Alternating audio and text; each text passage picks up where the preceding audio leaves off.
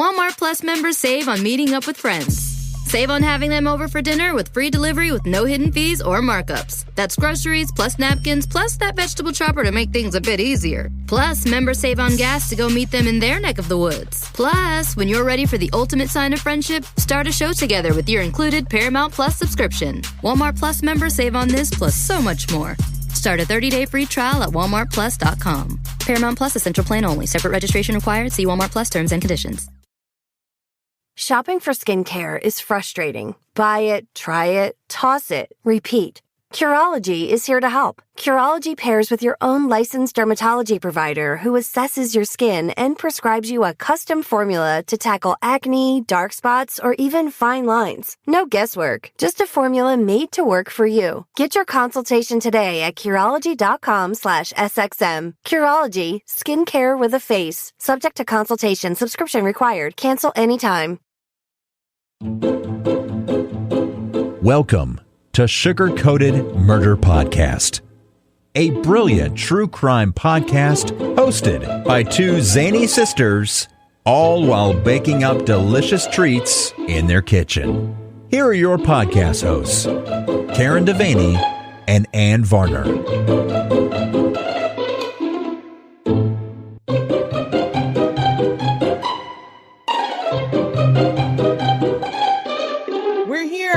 Yes, we are. Hello. Welcome. We're back.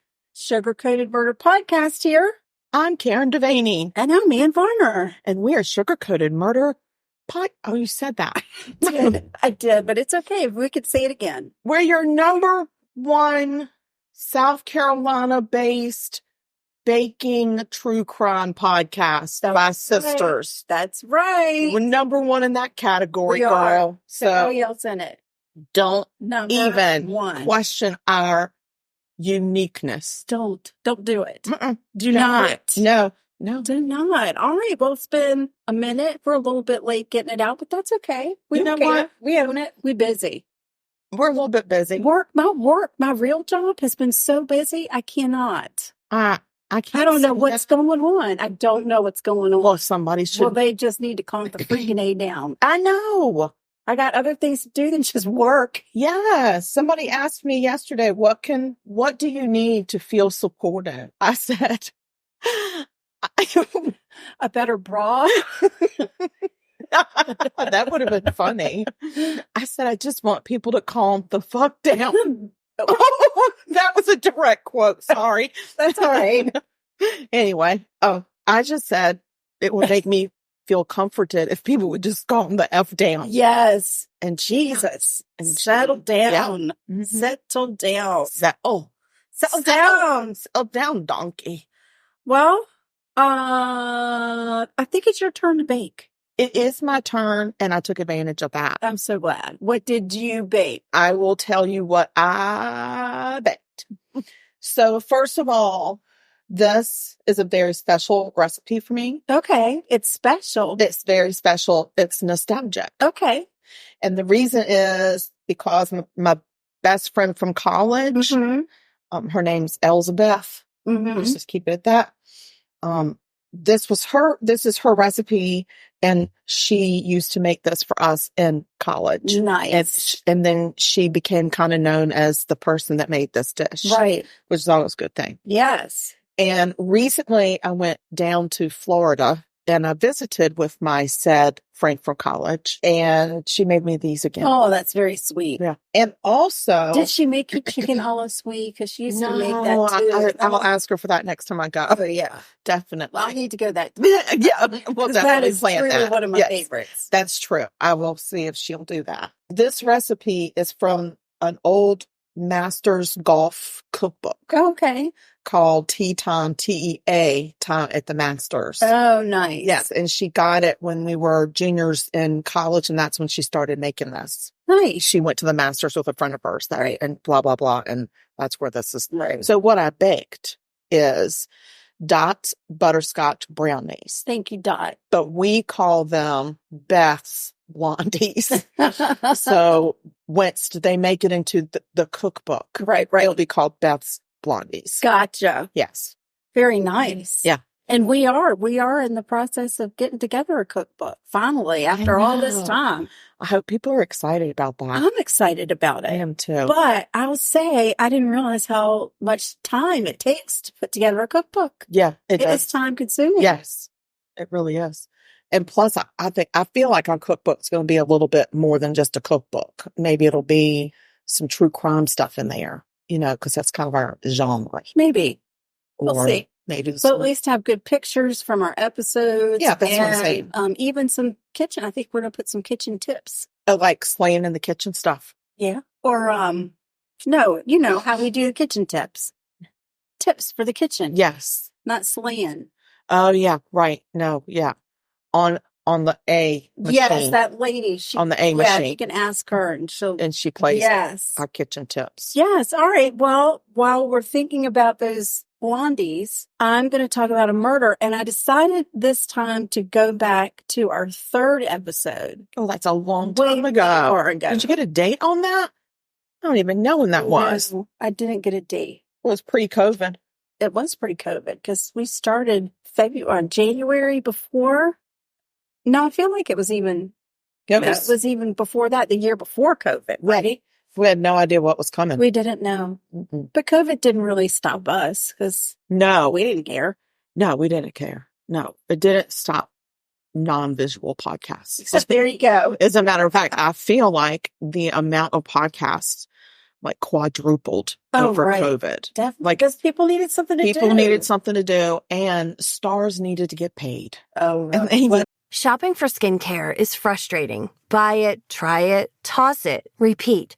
Curology is here to help. Curology pairs with your own licensed dermatology provider who assesses your skin and prescribes you a custom formula to tackle acne, dark spots, or even fine lines. No guesswork, just a formula made to work for you. Get your consultation today at Curology.com/SXM. Curology, skincare with a face. Subject to consultation, subscription required. Cancel anytime.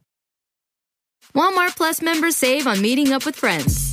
Save on having them over for dinner with free delivery with no hidden fees or markups. That's groceries plus napkins plus that vegetable chopper to make things a bit easier. Plus, members save on gas to go meet them in their neck of the woods. Plus, when you're ready for the ultimate sign of friendship, start a show together with your included Paramount Plus subscription. Walmart Plus members save on this plus so much more.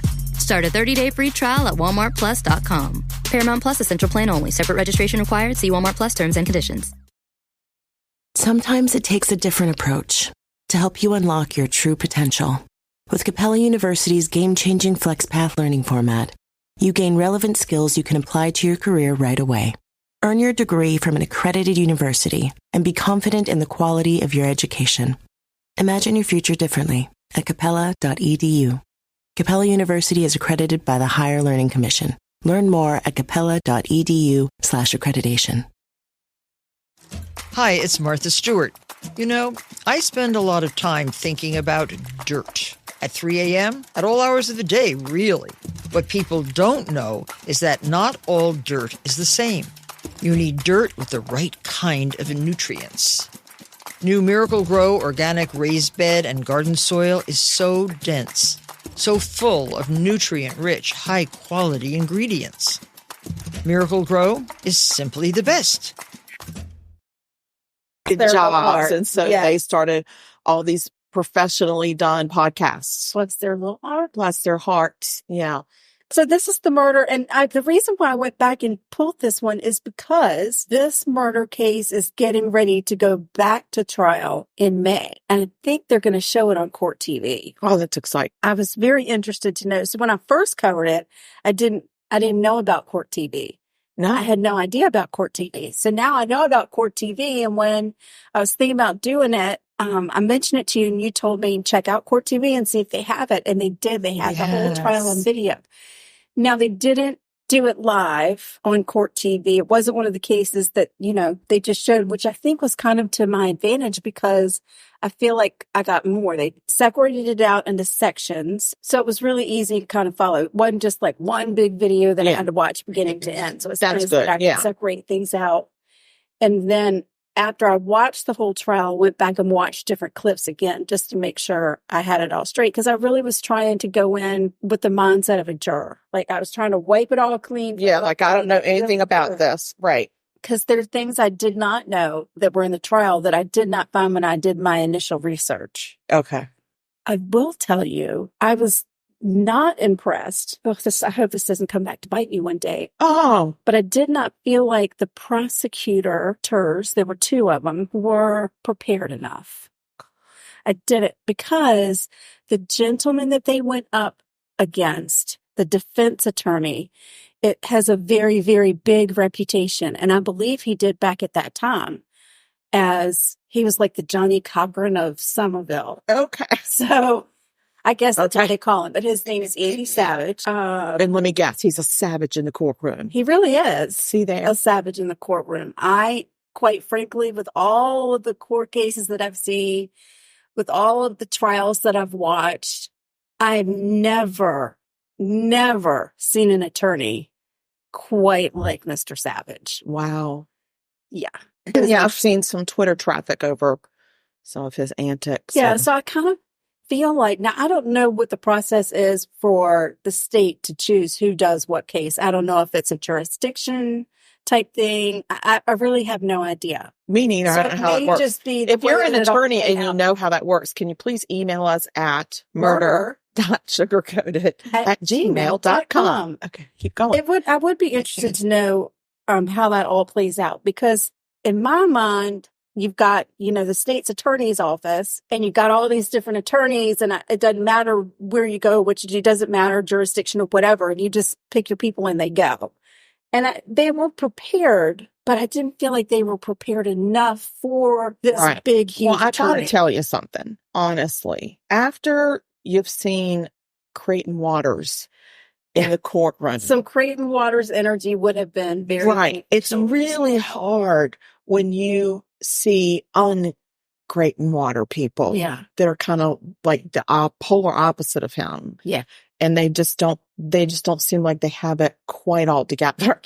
Right. And I think the prosecutor had potential. I just don't think there was enough focus on the victim. And that, to me, is where she did the biggest disservice in the case. Oh, gosh. And I don't think she was quite prepared. I don't feel like she paid attention as much as she should have. There was a lot of eye rolling at the table from her, talking back and forth to her co-counsel and not loud enough for anybody to hear. Yeah, but just when the court TV cameras you see it. on, I mean, it's distracting. It is. Yeah. But I felt like she needed to pay more attention to what Mr. Savage was doing, because there were a couple of times that he got some things like right under the radar.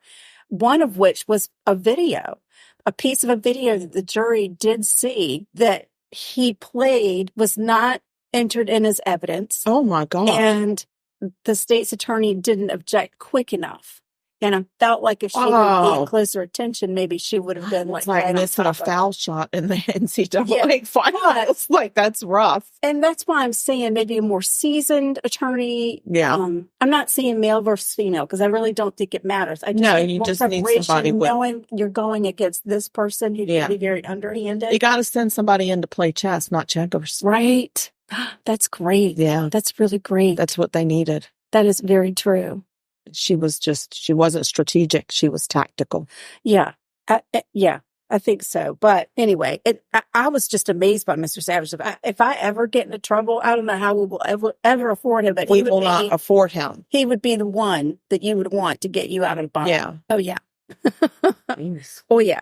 All right. So let me just give everybody a little bit of a recap. This is about the murder of Sara Lynn Colucci. She and her husband were in the jewelry business. His parents owned a jewelry store called Colucci's Jewelry in Summerville, South Carolina. He and his wife, Sara Lynn, worked with the jewelry stuff as well. Her friends describe her as full of life, beautiful, very loving, always put together, like dressed to the nines. Mm-hmm. She could sometimes be quick-tempered, but I mean, who couldn't, right? Seriously.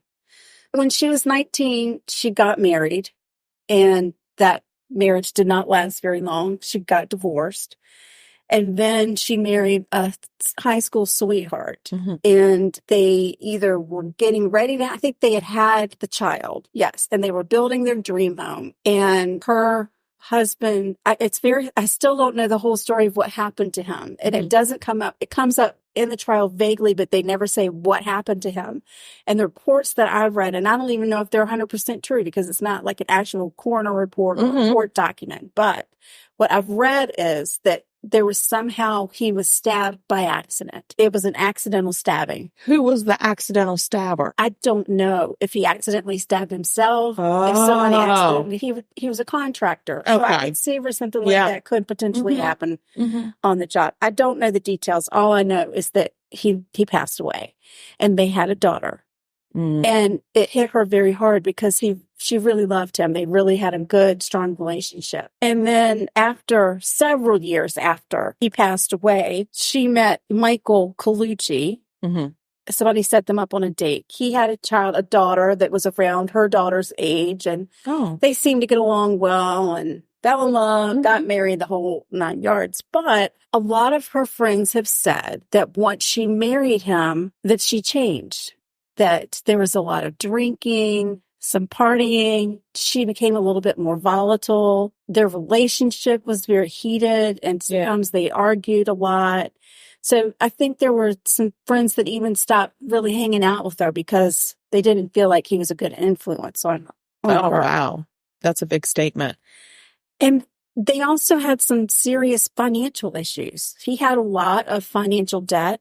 The home that they lived in, He did? He did. Okay. Her mom had actually purchased the home that they lived in because Sara could not afford it once her husband passed away. Yeah. The mom was like, okay, well, I want you and your daughter to have a safe place to live. And so she put the down payment on the house, and they bought the house. And then, she knew one day Sara and her husband would pay her back, and they do all the transfer and everything like that. So they didn't have to make that down payment, but there were some other things that were going on as far as debt. He kind of had a history of not paying his bills, like paying the debt back like he should have. And they were also, he and a friend of his from college, I want to say, became partners and invested in some property, I think over on Daniel Island. Oh. And it was a piece of property I think that the port owned. It had gone into bankruptcy. I think that what was supposed to happen is at some point in time, they were thinking they were going to build a port on Daniel Island. Oh. Because of the location, right? So weird. And it never happened. Right. So, but they still had that property. And they were in the middle of trying to sell that property. And it fell through. And that happened right around the time of Sara Lynn's murder. That deal fell through. Okay. They had also gotten so far into debt that the private school their daughters were going to, had sent them a letter of no return for failure to pay. Oh. Now, the Coluccis were in another case involving the school because the school had initially sent the letter to another family that had personal financial information in it. Oh. So I think they were then going after the school. Yeah. So they were in a financial battle there. They're in the financial battle with trying to close this land deal that's not going well. They owe a ton of money. And Sara, over the years, has become kind of an alcoholic. And they've got this terrible relationship. Yeah. So it was like a lot of stress, a lot of storm brewing all the way around. So on May 20th, 2015, I don't know why I closed my notebook. I was like, she's going to tell the rest of this by heart, and I'm really impressed with that. May 20th, 2015. Let me just make sure I've got that completely right. Okay. Sara and Michael had been out to the grave site where her husband had been buried. It was the anniversary of his death, it was the anniversary of his death. I want to say maybe the 8-year anniversary or something, 10 years, something along those lines. They had been downtown to their attorney. They had been to the cemetery, and somehow along the way, Sara Lynn said she had to go to the bathroom. Okay. They rented or leased a warehouse on a piece of property in Summerville, and it was on the way home. For the route that they were taking, it was on the way home. Okay. Michael pulls in to the driveway. In front of him is a long chain link fence. Okay. And it's about 6 feet tall. Okay. Wow. It's just a really, really long gate that has a lock on it, but it doesn't connect all the way to the wall of where the property is. Okay. So there's a little bit of a gap. And rather than unlock the gate and open it, supposedly Sara Lynn would just shimmy between the wall and the gate in the fence. Right.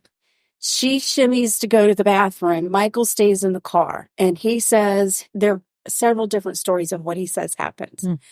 One story, he smoked a cigarette. He was maybe 20 minutes, and she wasn't back, so he went to see if he could find her. Another story, he listened to 2 songs. And then he went to find her. Another story, it was 30 minutes. So we're kind of unclear on exactly how long he was in the car. Okay. He says he then gets out of the car and sees her, and she has hung herself with a hose, a garden. He calls it a garden hose, but it's more of an industrial. It's not green, like super rubbery. It's a little stiffer. And it's black.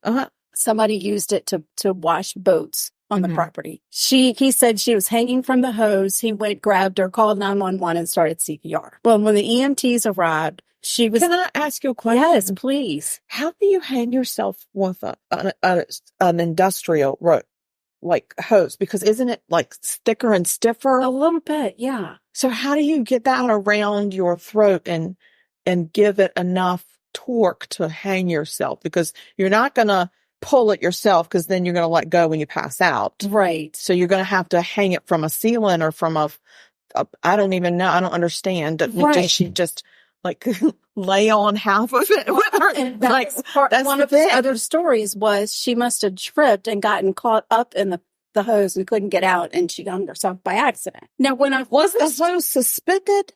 No. The hose was not suspended. So no, when I first did this story, I said that she hung herself from the rafters. Oh. There were no rafters. Oh. There were no rafters. When I saw the scene, I was like, wait a minute. That changed everything of what I thought before. Yeah. And I wish I'll be able to show you, but unfortunately our listeners won't be able to see. Which really stinks. But this is how the property was, okay? He pulls into a driveway. There's a fence in front of him, and he's facing toward the fence. Sure. Just to the left, less than maybe 20 feet, less than 20 feet, is the gap in the fence, okay? Yeah. And the white building where the warehouse was inside. Just beyond that gap, once you shimmy through, is the door to go into the warehouse. Yeah. Okay? The hose was hanging on the fence. Part of it was hanging on a fence. Part of it was hanging on a hose holder. Okay. That was on the wall. Yeah. Yeah, there were no rafters. It was outdoors. There was no ceiling. There were no rafters. There was not something that you would loop around and pull. So if she fell onto this thing, she would have had to fall so hard that it would have made her pass out and then lay over this. Right. And you don't just trip, that's not enough for like a trip and fall. This is like, she would have had to jump from a 2nd-story building and then hang herself like that. Right. Like in order to really do enough damage to kill you. Right. This makes no sense. Right. It doesn't make a lot of sense. It really, really doesn't make a lot of sense. And I'm sorry that I got that wrong the first time that I told the story. But you were not the experienced journalist we are now. I don't know how much of a journalist I really am now. I certainly didn't go to school for it, but I'm doing the best I can to try and get the facts straight. Yeah. Which is one of the reasons I wanted to watch the court case, to make sure I had gotten everything right. And it's a good thing. It was a good thing. Because you still could be reporting that hose is up on a rafter. I would. And I would have bought it. It was not. It was definitely not on a rafter. So he says he pulls her down, he puts her on the ground, he does CPR. When the EMTs get there, she is cold to touch. She is on her side, up against the fence, on her side, kind of at an angle tilted down. What month is this? May, the month of May. It was still light out. So this did not happen in the dark of night. This happened in the daytime. And Sara Lynn had blonde hair, very bright blonde hair. That night she was wearing a very, very cute crown and ivy shift dress. But it was sleeveless.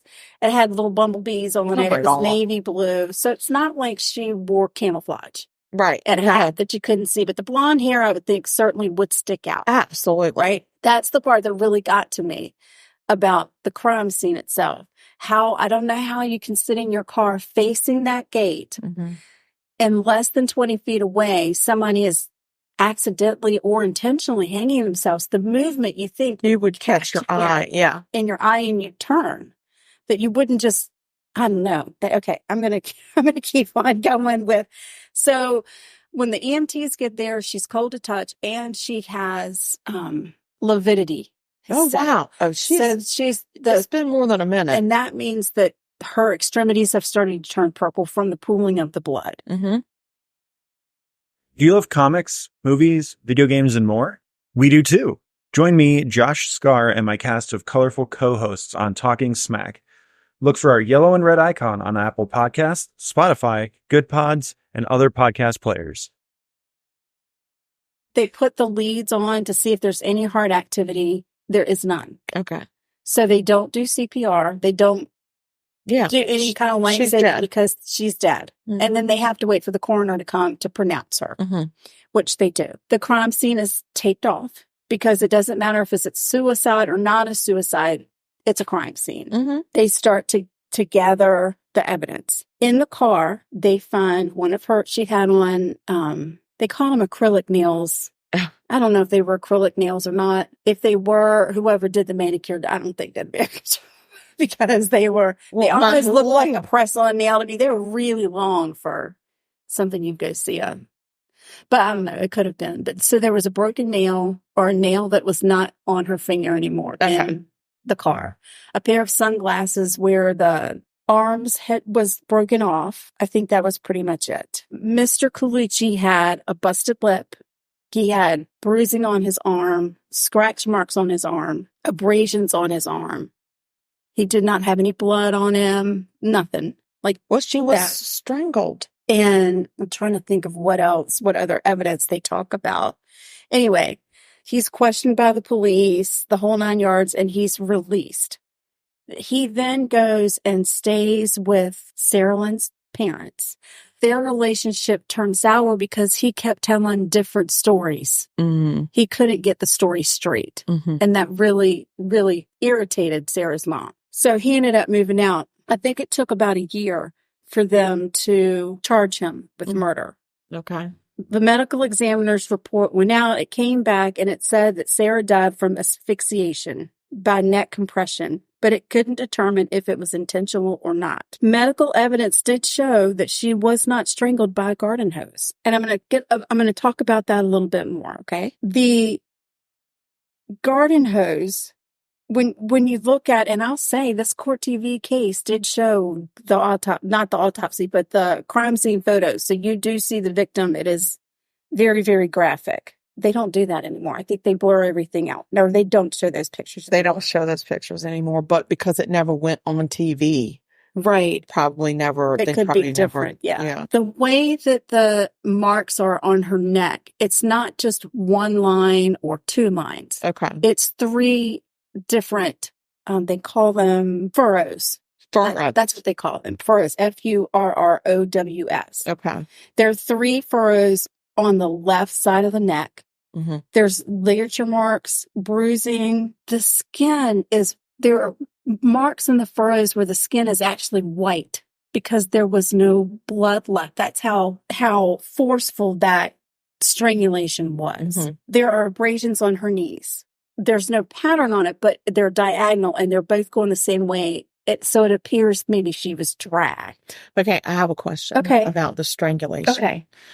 So did those furrows or those strangulation marks go all the way around her neck or just stop at the side? They stopped at the side. So back, not all the way around her neck, but kind of formed a V toward the back.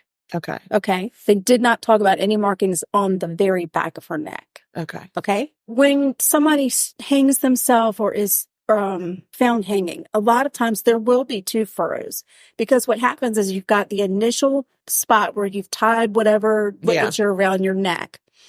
And then once you pass out, it slips up and gets caught right underneath your mandible. So a lot of times there are more than one. Sure. There were three.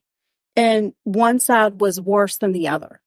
Is that usual? No. Okay. Not in a hanging, like a self-inflicted strangulation. There was a bruise on her eyelid. Some of the internal injuries, and there were internal injuries in her neck that you would not expect from this. They were too low to have been from a ligature around the neck or from an accidental tripping into a garden hose. There was some fractures to the thyroid cartilage, which is, kind of down a little bit. It's just not something that you would normally see. The coroner says there was pressure applied to 5 different places on her neck. There were different pressure. There's different amount of pressure on the right side as opposed to the left side. That garden hose was very ambidextrous. Right.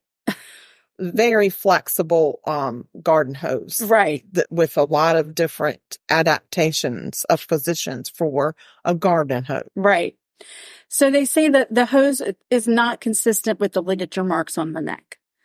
And that there were experts at trial that believed she had been strangled by her necklace even, which was a very thick gold chain, flat. So it wasn't like the rolled gold. It was a flat chain. I think of these because they always, when I wear something like that, it gets stuck in the little hairs. I can't stand them. Yeah. Hers was nice and thick. The ligature marks on her neck were 3/8 of an inch. And when they went in and measured that necklace, it was 3/8 of an inch. Are they trying to say that the garden hose used her necklace to strangle her? Like, what's happening? Right. Her DNA is found on the center of the garden hose, but not on either of the ends. So they went into the section of the garden hose in for evidence, but they didn't take the whole. It was like a 20-foot. It's probably what was used to drag her. It was really kind of crazy because during the trial, the defense attorney is disputing what this expert witness is saying. And he takes the necklace out of the evidence bag. He has the necklace. Yeah. And he wraps it around his neck. He's wrapped the hose around his neck one time and he's trying to pull on it like he's going to be strangled. But anyway, he's manipulating this necklace and he breaks it. Oh. And he cuts his finger on it. Oh. Which is, I don't know why the prosecutor did not have a fit. Yeah. Because now they didn't they're going to retry it. That piece of evidence is no longer intact. Yeah. I couldn't believe it when he did that. I was like, what just happened? What just happened? It was the craziest thing I've ever seen. Really. I think he also just proved that she wasn't strangled with her necklace. I don't know. I mean, the necklace had been sitting in evidence for, a year. Well, that was 2015. He didn't get a trial until 2018. So 3 years it had been sitting in an evidence bag. So I don't know the quality of necklace. I don't know. I mean, you just say what we're all thinking. Some of them female cops took that necklace and wore it out on the town when they had a big date. I do not. Let's just say what we're all thinking. I don't think we think that necklace trotted right around Charleston downtown for a little while after that woman was gone. Right. It's okay, though. I don't blame them. They returned it. I guess. And they're fine. I'm not blaming them. I guess. I just don't, the integrity of the evidence, I would think, I don't know. I don't know what the rules are, but I've never heard of evidence being destroyed like that during the trial and somebody not raising their hand and saying, dude. Yeah, I object. Can you not? Please don't destroy this evidence. Yeah. Right. I mean, the judge should have reacted. I would think. She did not. If anybody out there is a trial attorney and knows what the ruling is on destroying evidence whilst in the trial. A couple of things I might even say. I think we're probably doing a lot better now, but back in 2018, they probably were not used to court TV being in their courtrooms. Mm-hmm. So there were a couple of things that kind of stood out to me. One was one of the security people. Yeah. An older gentleman was constantly snoozing in the back. Oh, dear. The, no, that's person that swears in. Yeah. I don't know what her role. I don't know. Court reporter? No, she's not the court reporter, and I don't know if she Federal courts? Maybe, but are there several? There could be, yeah. Okay. There were several in the Murdaugh trial. Okay. Whoever that person is. Okay. Her computer screens were right behind whoever was sitting on the stand. Oh, no. And she was doing some Amazon shopping and some Facebooking, and I thought, that is such a bad look. I know she doesn't have to weigh in on the evidence and stuff, but it's still distracting. And yeah, I don't know. It made me a little bit sad. Oh, wow. I would think you'd lose your job over that. You don't. Evidently, you do not. No. Maybe today you would, but I don't think so.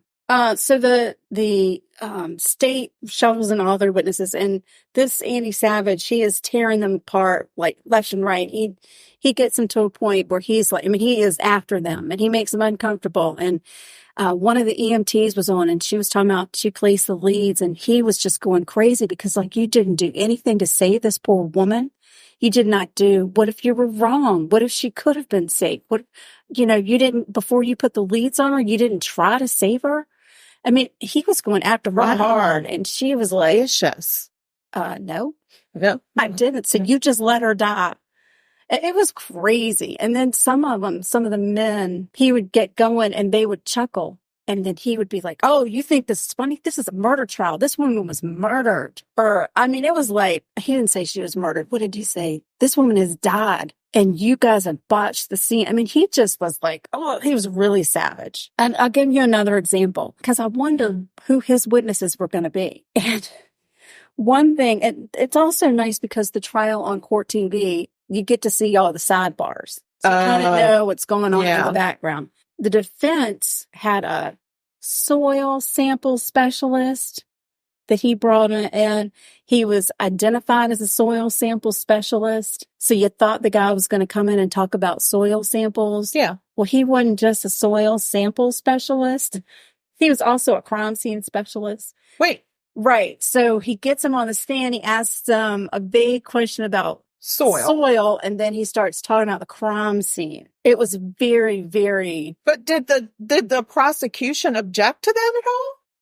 She did, but it took her a minute. She was slow. That's why I'm saying. Yeah. I feel like she was. Yeah, she wasn't like on top of it. Yeah.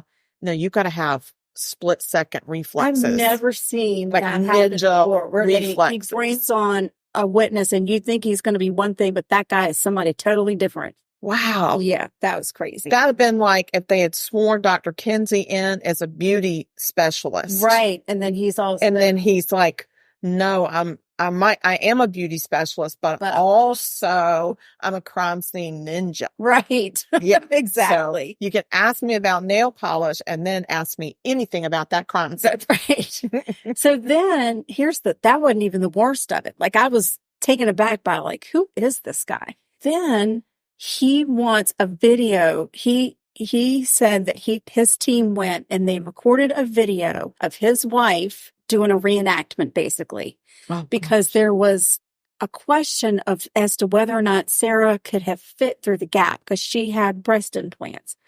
She was little, but she had breast implants, and this gap is not big. I mean, I know I couldn't. My wideness in the behind would not have fit through that. I mean, it would have taken a lot of. Yeah. I probably would have gotten stuck. I mean, that would have been me. Somebody's going to call the fire department and it's stuck in the fence. So the coroner or the medical examiner said, based on her body stature, she did not feel like she could have gotten through that gap. So the defense attorney wanted his wife to prove, because they were basically the same height and about 10 pounds difference in size. Okay, but which way? Heavier. Oh. Shoot. She was a little heavier. Okay. But listen, a size 6 looks different on different people because it's not just about height and weight. It's about body shape. It's your body shape. Yeah. So I could be totally flat up top and carry all my weight right on my ass. Yeah. And you're badunkadunk. Right. And somebody that's the same height and weight as me could be more shapely. Yeah. They could be carrying it in their chest. Yabos and then a flat butt like we see often. Yabos. Oh. Who says yabos? Where did that come from? No idea. That's a new one. I'm going to put that one in our dictionary. Maybe so. Yabos. So here's what he wanted the judge to allow this video that they had hired a videographer to come out and record. Let me tell you, sister, not only did his wife, who works for the law firm, she sat next to her husband the entire time. Oh, okay. And not only did they want that to happen, they wanted the judge, okay, they had the videographer come. They recorded it. He just wanted to show to prove that she could have gotten through that gap in the fence. The first video that they take, the wife is there. She's just got on a little sundress and flip-flops, and she shimmies through the gate. Well, then they decided that they needed to take it a step further. So they went online and bought the same dress that Sara Lynn had been wearing the night she was killed. Oh, my God. The exact same make and size of shoe, but just in a different color. But the exact, it was the shoe just in a different color. And had the woman dress up. Now, this lady's also got blonde hair. Wow. Had her dress in the same outfit that Sara Lynn was wearing. How is that not prejudicial? Right. Shimmy through the fence, and that the last take that she gets her neck hung in a piece of the, it was awful. It was just awful. She gets her neck hung she pretends like she's hanging herself in the garden hose. Oh my God. It was terrible. And they fought, for a good long time about why this could not be put into evidence. And he let it in evidence? No. Thank God. Finally, but it was like a whole thing. The reason the judge said is there is a high potential there to confuse the jury. Yeah. They cannot ensure that the elements were almost the same. Right. We don't know what the texture of the grass was. We don't know that night. We just don't. And a specialist would need to come in and recreate the scene, not the defense attorney's wife. My God. Oh, I just could not believe it. I was like, what in the world is happening?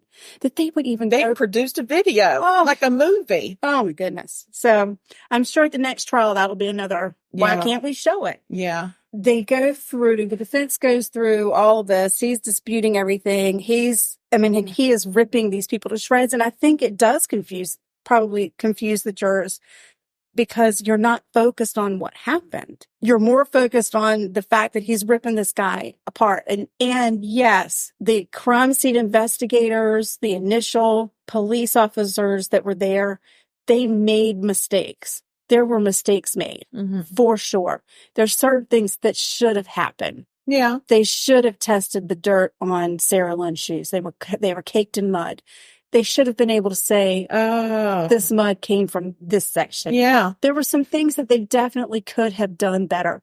But when everything went to the jury, I felt like there was enough evidence that they could have convicted him. Yeah. Now, they had the option. It was murder. Walmart Plus members save on meeting up with friends. Save on having them over for dinner with free delivery with no hidden fees or markups. That's groceries plus napkins plus that vegetable chopper to make things a bit easier. Plus, members save on gas to go meet them in their neck of the woods. Plus, when you're ready for the ultimate sign of friendship, start a show together with your included Paramount Plus subscription. Walmart Plus members save on this plus so much more. Start a 30-day free trial at walmartplus.com. Paramount Plus Essential Plan only. Separate registration required. See Walmart Plus terms and conditions. They say plants like music. Yeah, no, like really, they respond to the vibrations of it, which means that this playlist you're listening to, the plants are too. You know what else plants like? Organic soil from Miracle-Gro. It's made with all the best stuff like wood fiber and compost. Plus, it's OMRI certified organic, which officially means it's made with superior ingredients. And when you give your plants the stuff that makes them happy, they won't judge you on your iffy playlist. Hear that, plants? So go ahead and give them Miracle-Gro.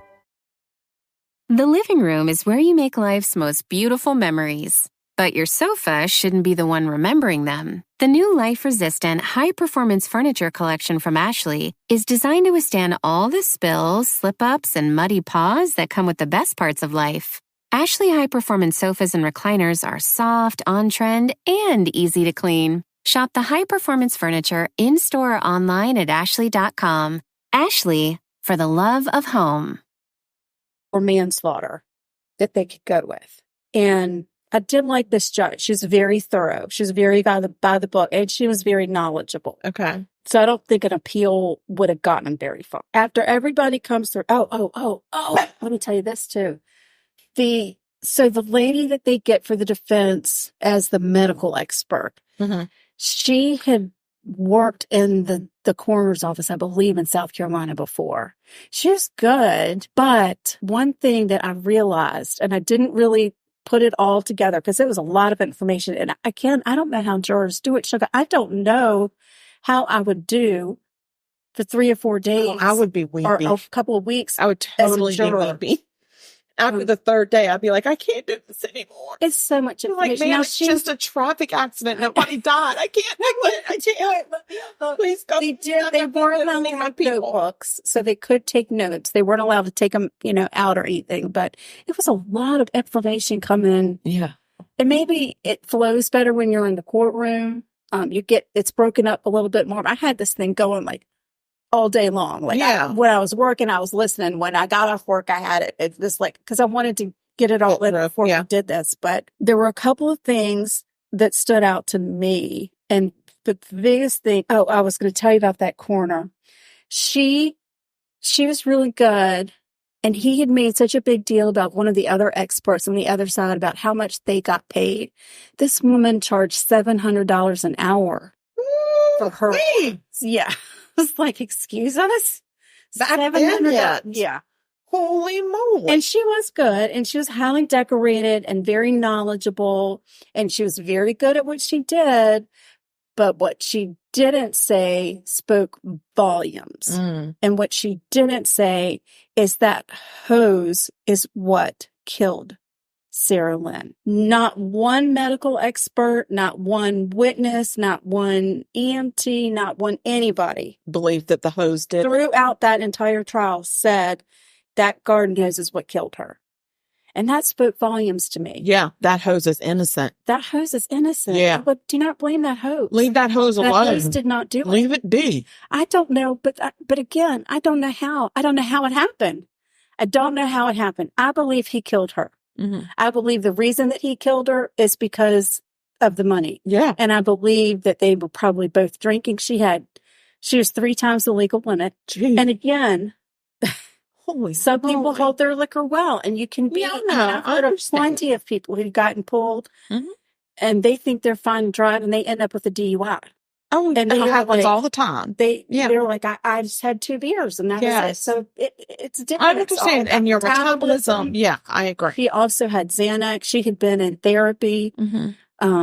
She had a little bit of cocaine in her system. Now, I do not know with toxicology reports, and here's my question. What was in his system? They didn't take his blood alcohol. Is the dumbest thing. That's the dumbest thing. So why wouldn't you order a blood test on this man who was supposedly with his wife when she committed suicide with a garden hose? Right. So that stood out to me. Anyway, the evidence comes all together. The jurors go out. And after 4 hours and 40 minutes. Oh, God. They come back and said we're deadlocked. That's not enough time. Oh, and the judge accepted that? No, the judge said, listen, I know 4 hours is a long time to be cooped up in a room with 12 people. Yeah, that's me. I'd take a break. Let me go home. I'll take a break from the phone. Take a break, go home, come back fresh, start again. Mm-hmm. And so they did that. There was a juror, and there was a big snowstorm coming up in the mountains that weekend, and a gentleman who was on the jury worked for, I think, Duke Energy or something, and he had his family in a camper up in Asheville and was concerned for their safety. And he said to the judge, I've got to go get them safely from where they are to a hotel. Yeah. But I don't want a bailiff to come knocking on my door if I get up there and I'm stuck. Yeah. She was like, well, let's not worry about something that we don't need to worry about. Let's just keep on pressing through. So I felt like maybe the focus wasn't as sharp as it should be in the jury room. They couldn't. They deadlocked. And after the second time they came back and deadlocked, judge called a mistrial. And now it's going back to trial in May. But I did make a couple of notes. I'm gonna stop. I'm gonna start cutting this off. The timeline. Here's the thing. The timeline does not make sense to me. Okay. Here's the timeline. The call comes in to 911 at 7:13. The trucks are dispatched at 7:50, or the emergency responders are dispatched at 7:15. They arrive at 7:19. So from when the call comes to when they get there is 6 minutes. She should not have been cold and dead. No, not at all. That's just. And it's May. It's not like it's end of January. Right. Not that it's even that cold. Right. Then. And it takes about 30 minutes for lividity to set in, according to the experts. That's not something I just know, off the top of my head. Are you sure? Yeah, I do now. Now I will.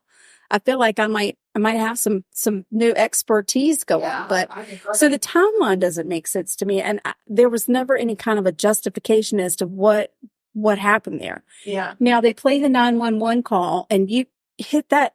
I've never in my life heard anybody supposedly give CPR the way that it sounded.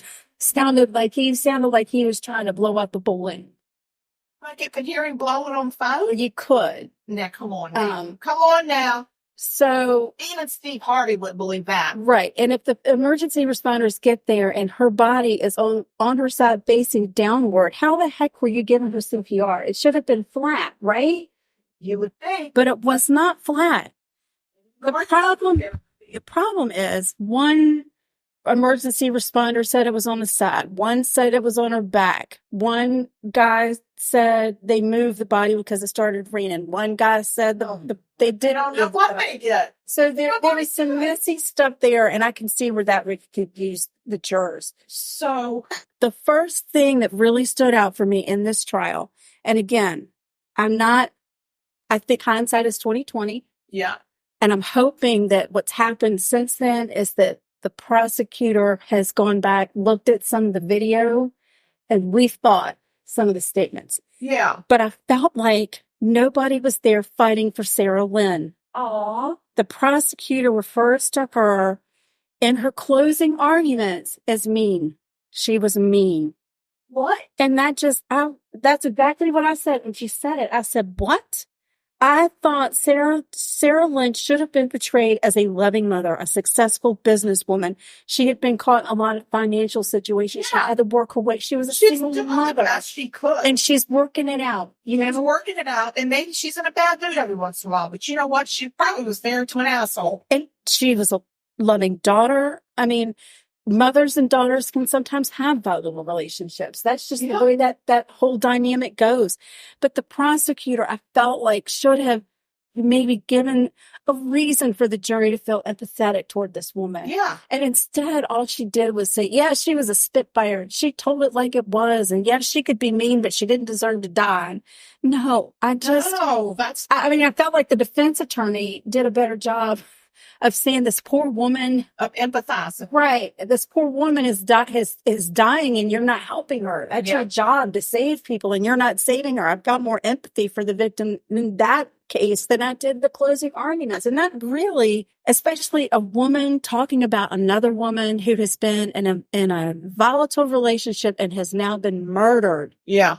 Like, come on. She was planning her daughter was getting ready to graduate from lower school and move into middle school. That's a big deal. They had bought a dress. It was, there were events. Not enough. No. Plans. No. And her therapist, the last appointment that she had, there wasn't anything about a major depressive state, mild depression. No, nothing about PTSD, nothing. There was nothing in any of the mental health records that would say this woman was so horribly depressed, she just wanted to end it all.